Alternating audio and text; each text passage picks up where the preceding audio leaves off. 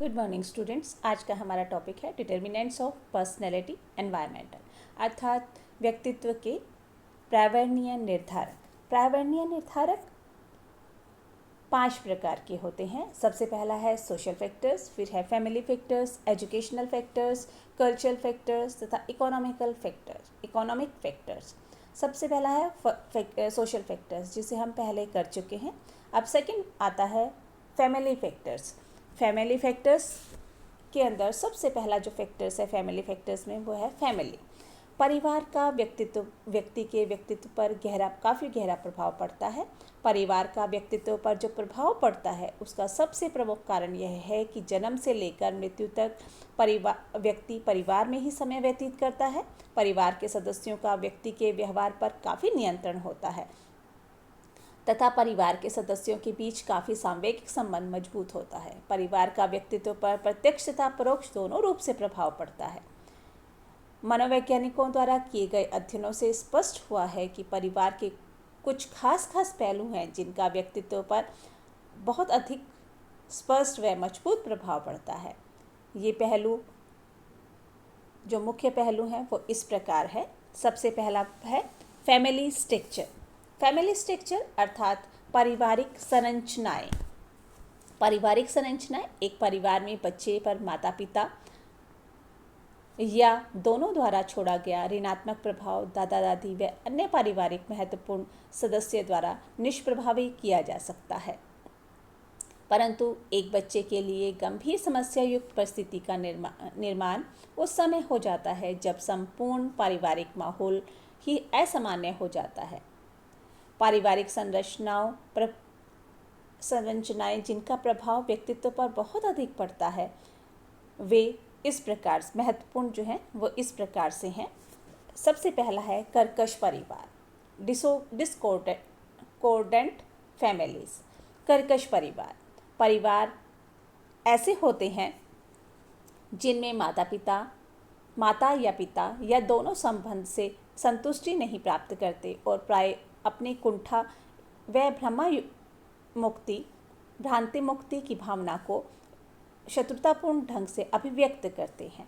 अध्ययनों से पता चला है कि ऐसे परिवारों में मातृत्व तिरस्कार उच्चतम अंशों में पाया जाता है।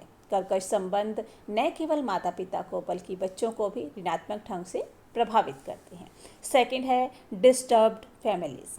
डिस्टर्ब फैमिलीज विक्षेपी परिवार ऐसे परिवार होते हैं जिनमें माता पिता या दोनों अत्यधिक विचित्र व असामान्य ढंग से व्यवहार अभिव्यक्त करते हैं और संपूर्ण परिवार को निरंतर संवेगात्मक विलंब में रखते हैं। ऐसे परिवारों में प्राय माता पिता परस्पर लड़ते झगड़ते रहते हैं और बच्चे को आवश्यक प्यार व निर्देशन नहीं दे पाते।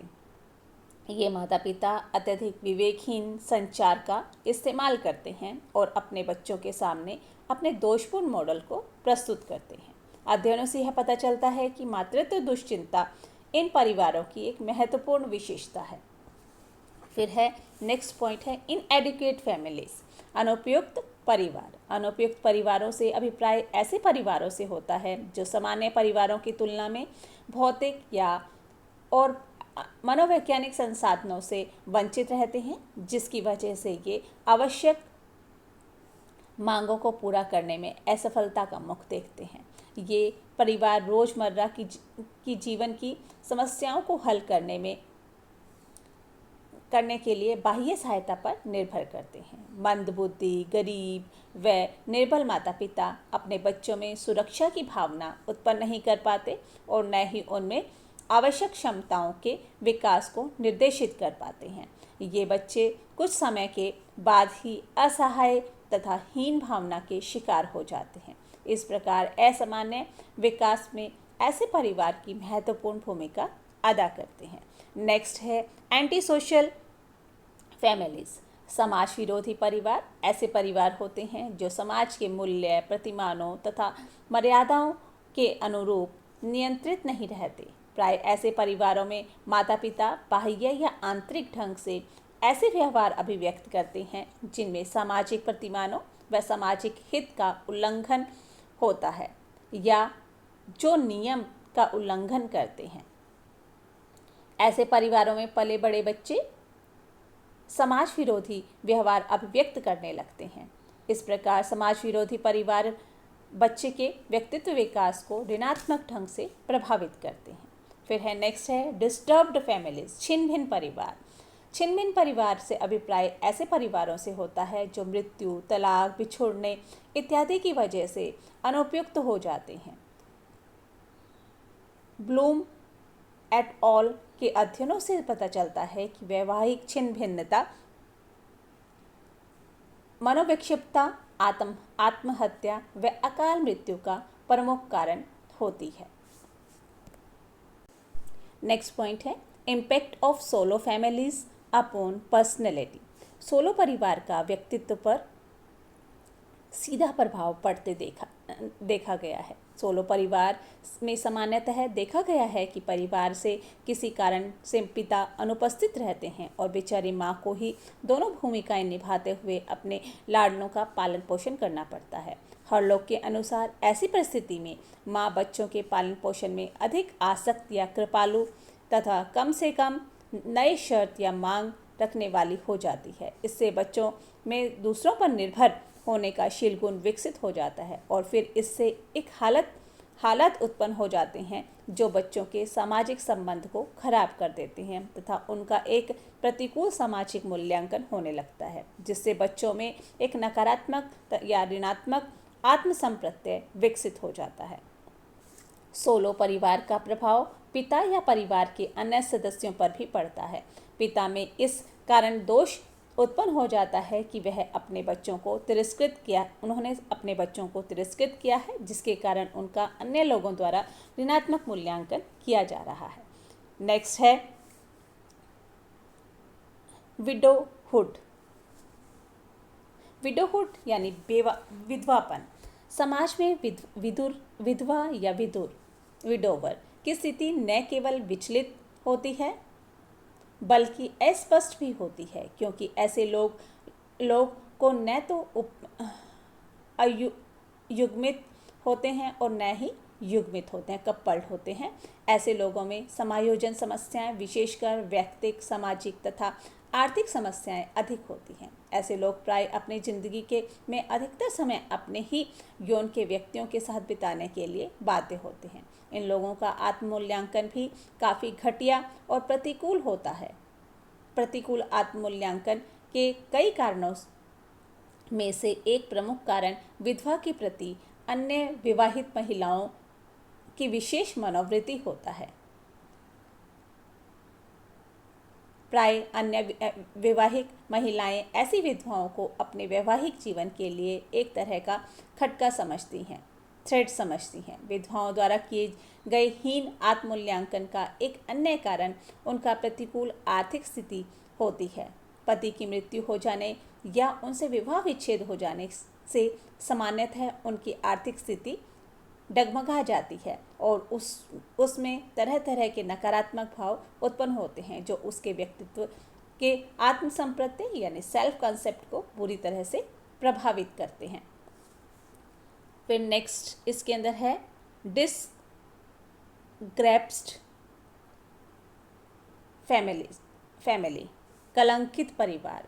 कलंकित परिवार होने से भी परिवार के सदस्यों का व्यक्तित्व काफ़ी प्रभावित होता है।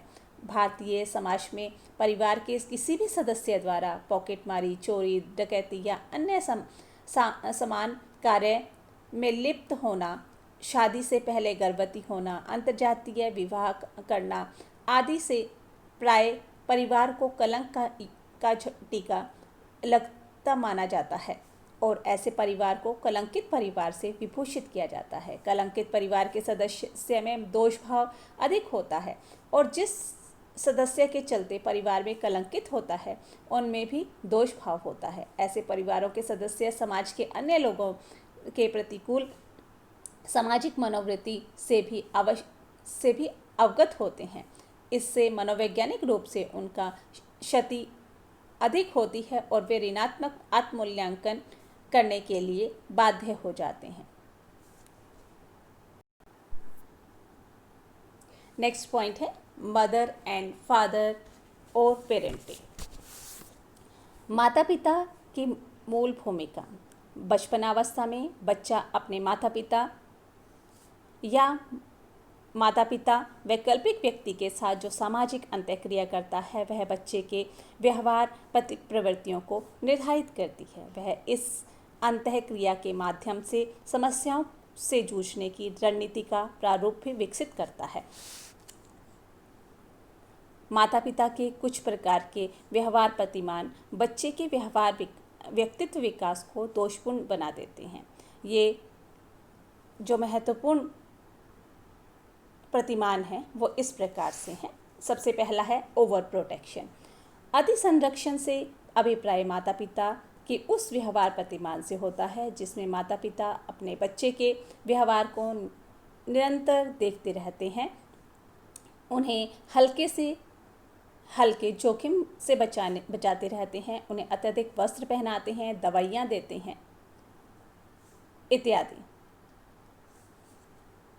अध्ययनों से पता चलता है कि जो माताएं अपने बच्चों को अति संरक्षण प्रदान करती हैं वे बच्चों में अत्यधिक दुश्चिंता विकसित कर देती हैं। नेक्स्ट पॉइंट है रिस्ट्रिक्टिवनेस, प्रतिबंधता यानी प्रतिबंधता से अभिप्राय माता पिता के ऐसे व्यवहार प्रतिमान से है जिससे माता पिता अपने बच्चे पर अत्यधिक प्रतिबंध, नियम व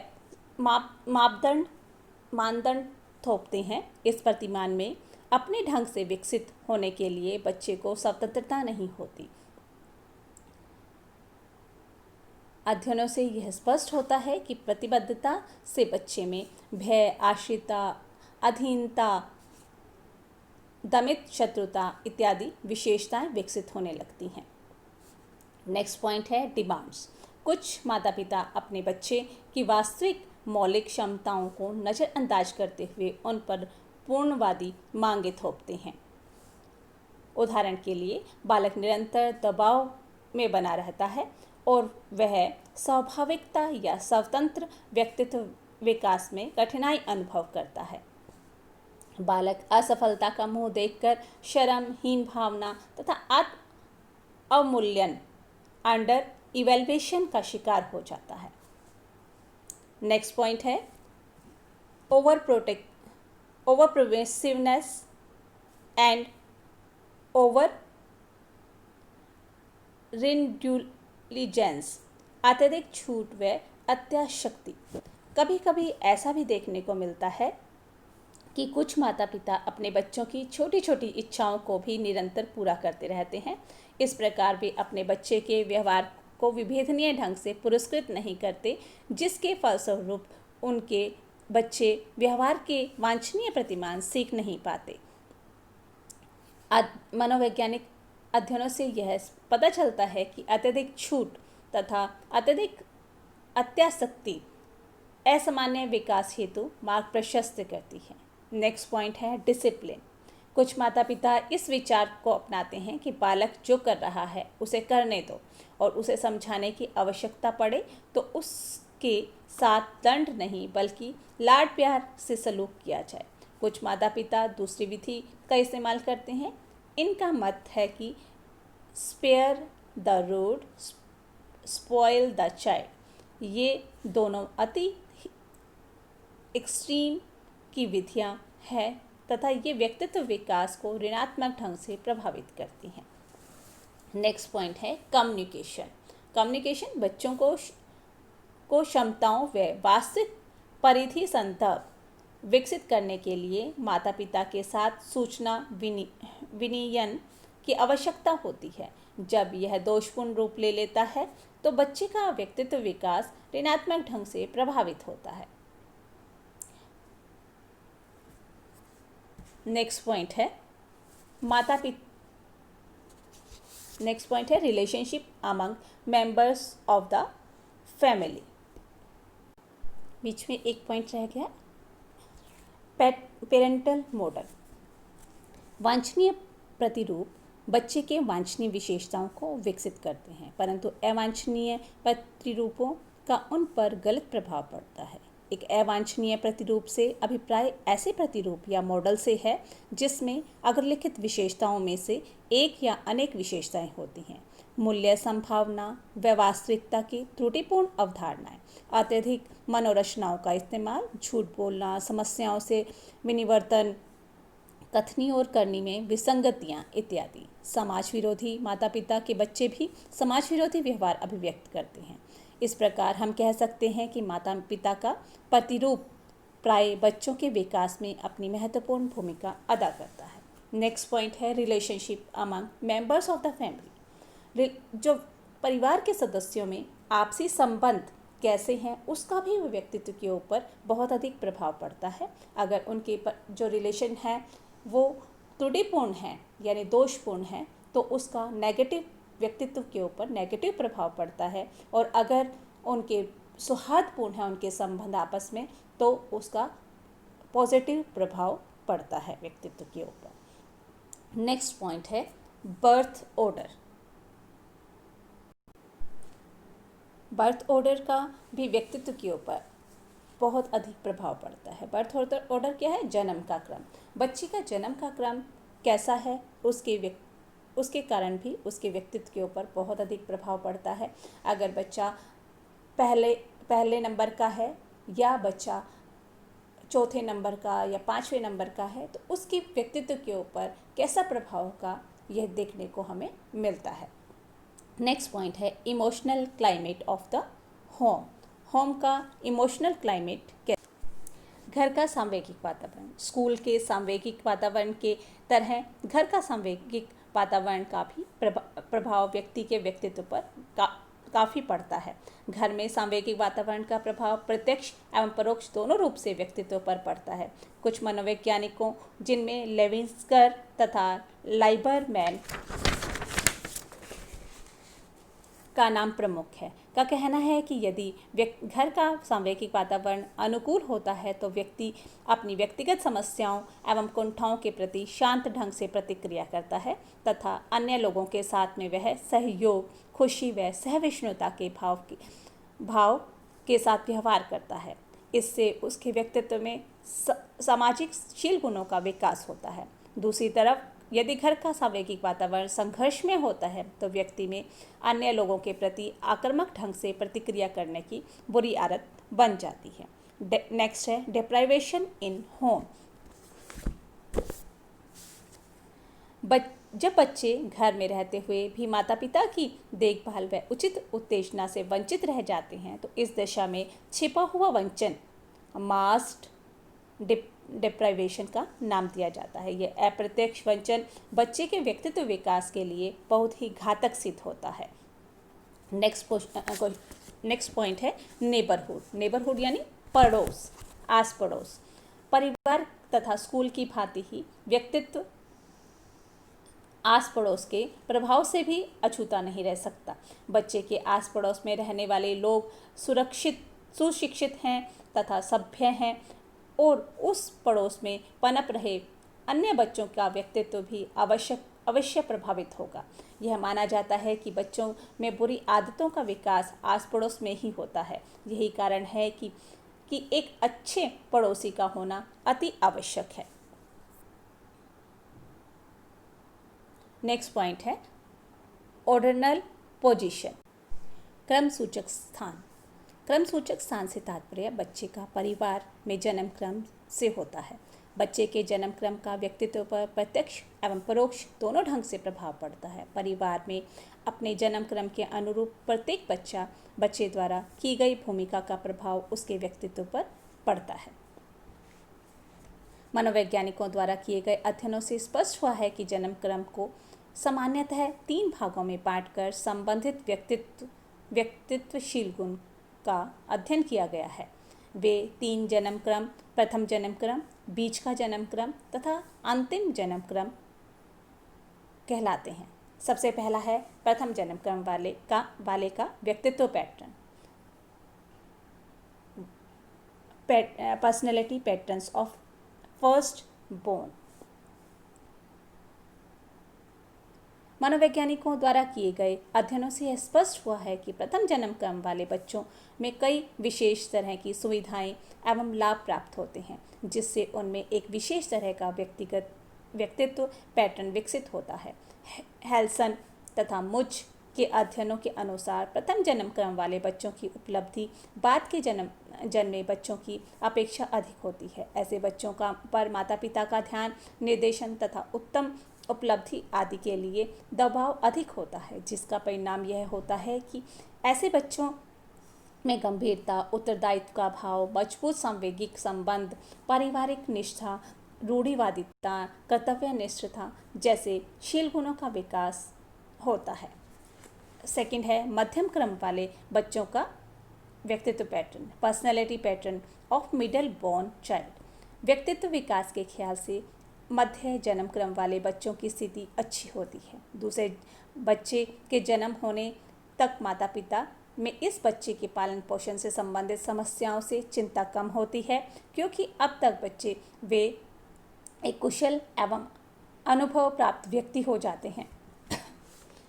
ऐसे माता पिता में आत्मविश्वास भी बढ़ जाता है और उनमें नए बच्चों के साथ उनका मधुर संबंध स्थापित हो जाता है। इससे मध्यम जन्म क्रम वाले बच्चे अत्यधिक बहिर्मुखी एवं सामाजिक हो जाते हैं और उनमें सामाजिक शील गुणों का विकास तेजी से होता है। थर्ड है अंतिम जन्म क्रम वाले का व्यक्तित्व pattern, personality pattern of last born.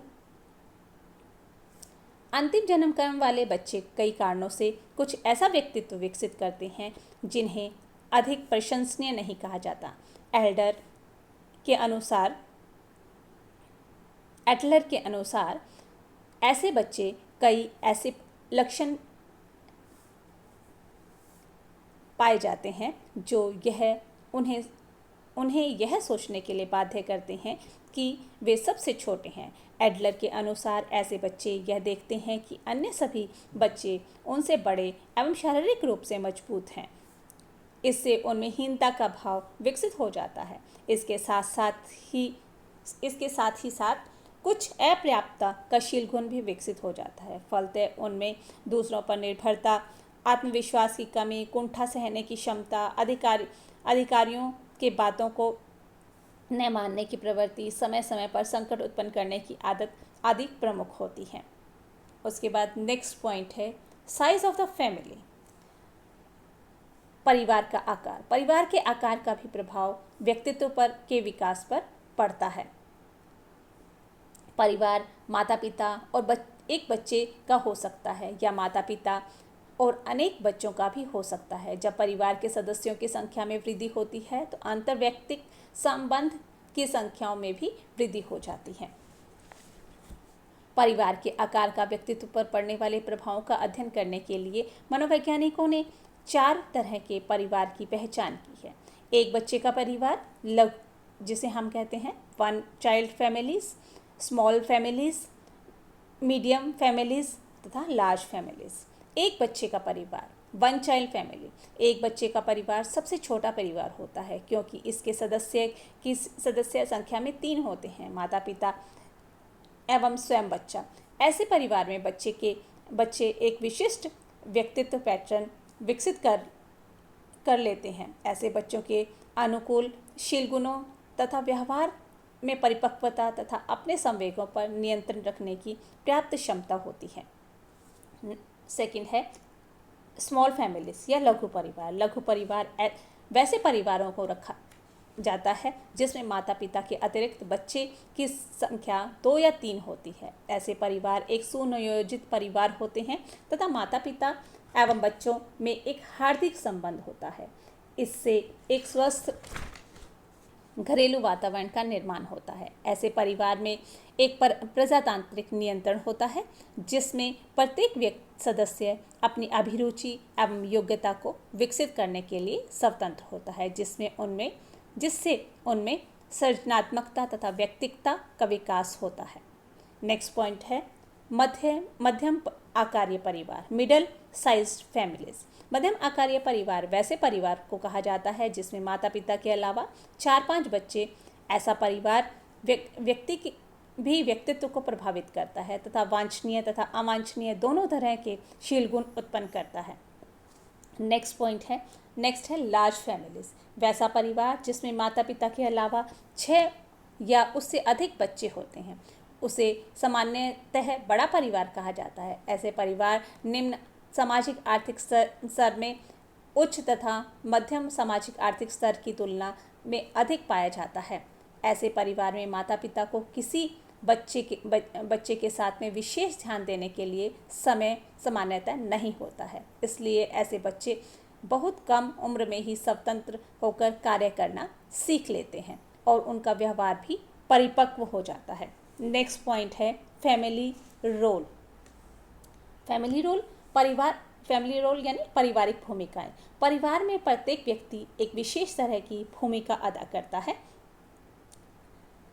जब भूमिका को पारिवारिक भूमिका कहा जाता है, प्रत्येक भूमिका चाहे माता पिता, बहन, दादा दादी, चाचा चाची आदि में से किसी की भी क्यों न हो, स्पष्ट रूप से परिभाषित होती हैं। इन भूमिकाओं के अंतः संबंध से ही परिवार का निर्माण होता है और इसका भी व्यक्तित्व के ऊपर गहरा प्रभाव पड़ता है। नेक्स्ट पॉइंट है फैमिली कॉम्पोजिशन, पारिवारिक संगठन। मनोवैज्ञानिकों द्वारा किए गए अध्ययनों से स्पष्ट हुआ है कि पारिवारिक संगठन का भी प्रभाव व्यक्तित्व विकास पर पड़ता है। संगठन के ख्याल से परिवार केंद्रकीय न्यूक्लियर हो सकता है या विस्तृत एक्सटेंडेड हो सकता है। केंद्रीय परिवार में माता पिता एवं बच्चे होते हैं, जबकि विस्तृत परिवार में केंद्रीय परिवार के अतिरिक्त सगे संबंधी भी होते हैं जो एक ही छत के नीचे रहते हैं। फिर उम्र के ख्याल से विस्तृत एवं केंद्रीय परिवार दोनों में ही अंतर हो सकता है और दोनों का ही व्यक्तित्व के ऊपर बहुत अधिक प्रभाव पड़ता है। नेक्स्ट पॉइंट है रिलीजियस इंस्टीट्यूशंस, धार्मिक संस्थाएं। धार्मिक संस्थाओं का भी हमारे व्यक्तित्व के ऊपर बहुत गहरा प्रभाव पड़ता है, जैसे मंदिर, मस्जिदें, गुरुद्वारे, चर्च इत्यादि। इन संस्थाओं द्वारा चलाई जाने वाली धार्मिक गतिविधियां बच्चों के व्यक्तित्व को प्रभावित करती हैं तथा उनकी विचारधारा को भी दिशा प्रदान करती है। अब ये हमारा जो टॉपिक है फैमिली फैक्टर्स, ये कंप्लीट होता है। Thank you.